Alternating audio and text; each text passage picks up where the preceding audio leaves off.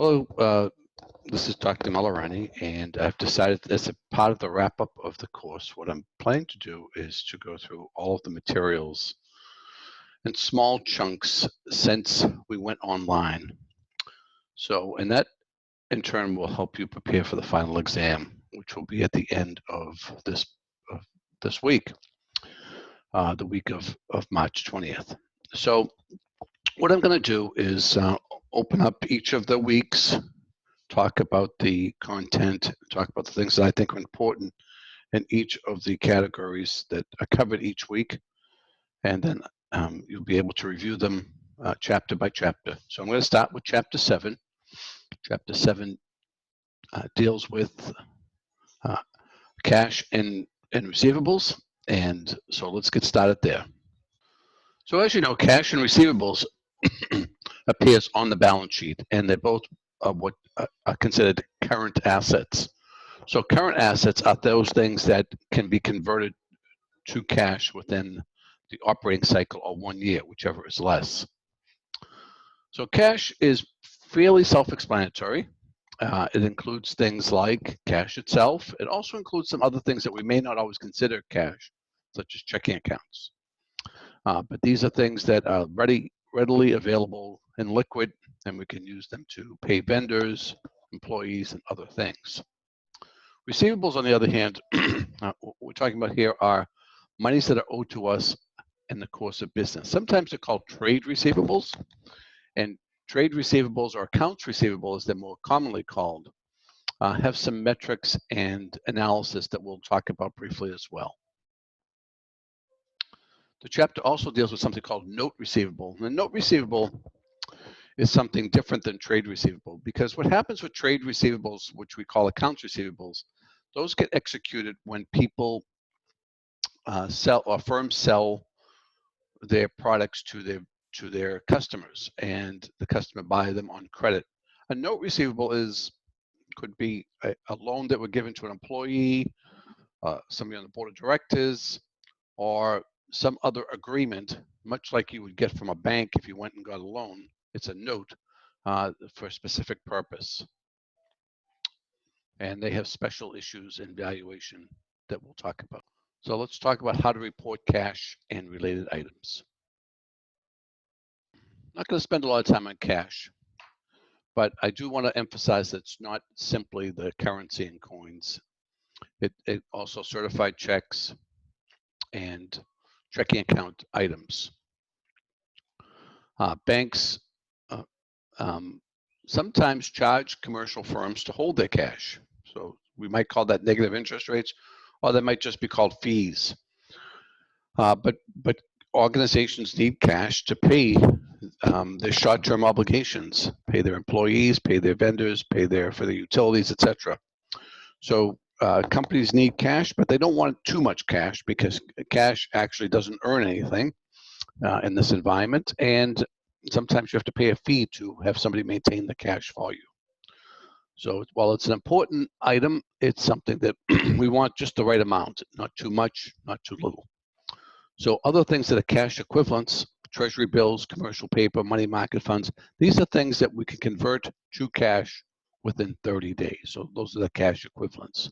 If there's any restrictions on cash, then we would have to note that in the footnotes to the financial statements.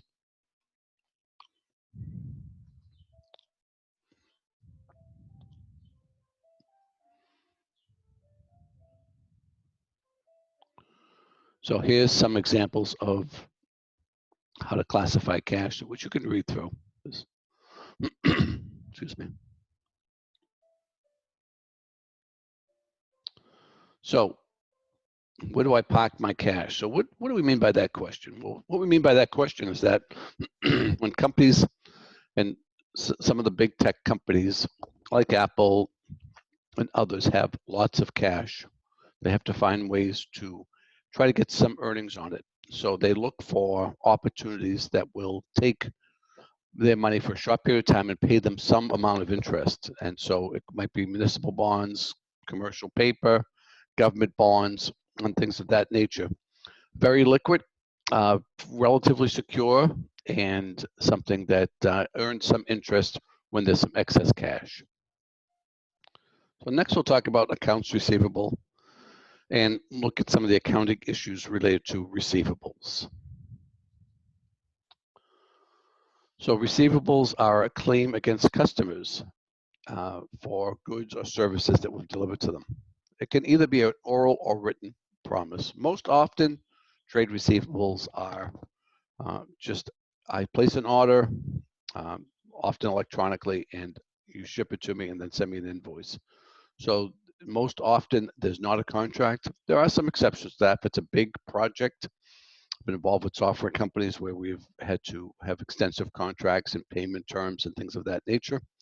But generally speaking, these things are pretty fluid, easy to execute, and but in any case, we're going to reflect on the balance sheet under current assets, something called accounts receivable, and those are claims held against our customers for money that they owe us. There can also be non-trade receivables, so we'd have to separate those out, and here's some examples of what those might be: advances to offices, etc. Okay, so we'd want to classify them separately because it's important that when we look at accounts receivable, which is usually the bulk of the receivables for any organization, we're going to run some metrics on those to see how efficient and effective we are in collecting those, because that's important for people like creditors and investors to get an insight and understanding about how effective and efficient we are in certain areas. Okay, so the revenue recognition principle applies to accounts receivable, which basically means that once I've shipped the product or delivered the service to my customer, and I have a reasonable expectation that I can collect, then I can recognize and report an accounts receivable. So what I would do is debit accounts receivable and credit sales at that time. So here's an example for Lululemon.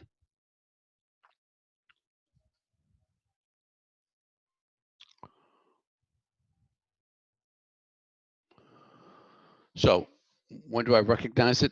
You have a right to payment from the customer, right? So basically you've delivered the good or service and you have a reasonable expectation that your customer is going to pay you.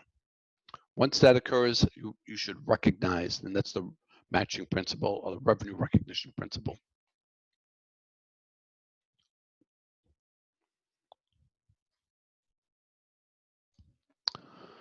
So it doesn't happen very often now, but during periods of inflation, we often see incentives for companies to pay more quickly. So if you see the term 2/10 N30, what that means is I'll give you a 2% discount if you pay within 10 days, and it's net in 30. So the other terminology here is 2% if you pay in 10 days, otherwise it's due by the end of the month, or it can just be net 30 or end of month, whichever comes later. Now keep in mind that today it's unusual for companies to offer a discount to pay early, and that's because when inflation was high, which was probably before you remember, it was getting cash more quickly was very important. So today it's unusual for companies to offer a discount for early payment, but nevertheless they want timely payment. So typically what we see now is that companies will put a penalty on it. They'll put some kind of a fee or interest if you don't pay in a timely manner.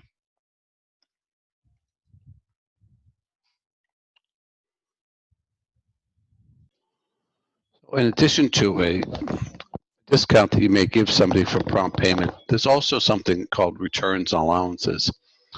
You see this a lot with retail businesses, but it can happen in other businesses as well. So we want to recognize that separately from the discount. It's important that we segment these things because it helps us to understand the behavior of our customers and satisfaction with our products or services. So a discount typically is just given either because someone's doing a large volume, paying promptly. A return or an allowance is a different signal that says that there's something defective with the product or service or something with the relationship with the customer.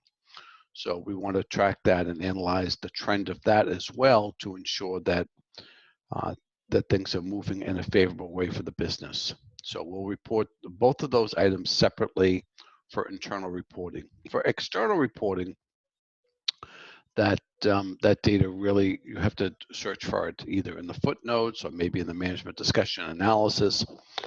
But if you look simply on the balance sheet, you're just going to see the term net receivables. So you have to dig a little bit further if you're an external stakeholder. Internally, though, you would have access to this information. And from an accounting perspective, you'd want to report it separately and analyze it to get an understanding as to what is going on with your customers and or your products and services. There's some other accounting issues related to the valuation of receivables. So one of the things that happens with receivables is there's a risk that you're not going to be paid. So in businesses where that is a standard practice, then we have to set up something called an allowance for doubtful accounts. And so that becomes a contra asset that reduces the value of the receivable. So many businesses expect a certain percentage of their receivables will not be collected. And it could be for a variety of reasons. Could be that your customers are having financial difficulty, could be dissatisfaction with products or services, or it could be some other reasons. But in any case, what we want to do is to value our receivables at what we expect to collect.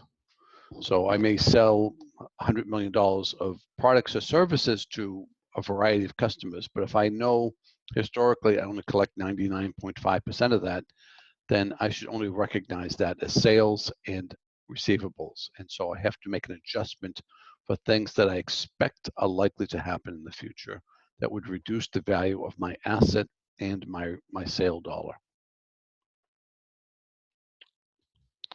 So the term that we're going to refer that to is net realizable value. So when you see, if you look at the financial statements of publicly reported companies, you're going to see something called net accounts receivable, net receivable. And that's essentially what this is. It's the net amount the company expects to collect for the outstanding obligations that their customers have. So GAAP allows for a couple of ways to value receivables and make adjustments for things that we don't expect to collect. One is a direct write-off method, and the other is the allowance method. Most companies are going to use the allowance method because there's a history that builds up over time. But if something significant happens above and beyond the allowance method that is an adverse event, then we need to also add to that. So the problem with the direct write-off method is that it's no matching receivables not stated at cash realizable value and not GAAP when material in amount. So what the allowance method does is we estimate what the losses are going to be, do it as a percentage of sales, percentage of receivables, do it based on aging, but allowance allows us to match things and to ensure that we're not overstating the value of either our sales or of our receivables. So the direct write-off method really is one that is only used if there's an extraordinary event. We don't use it on a regular basis. So typically the allowance method is the way that we're going to determine the amount of uncollectibles and net receivables we're going to have. That said, if we know that there's an extraordinary event that is significant in nature, we will use the direct write-off method for the uncollectible account. We'll just charge bad debt expense and credit accounts receivables.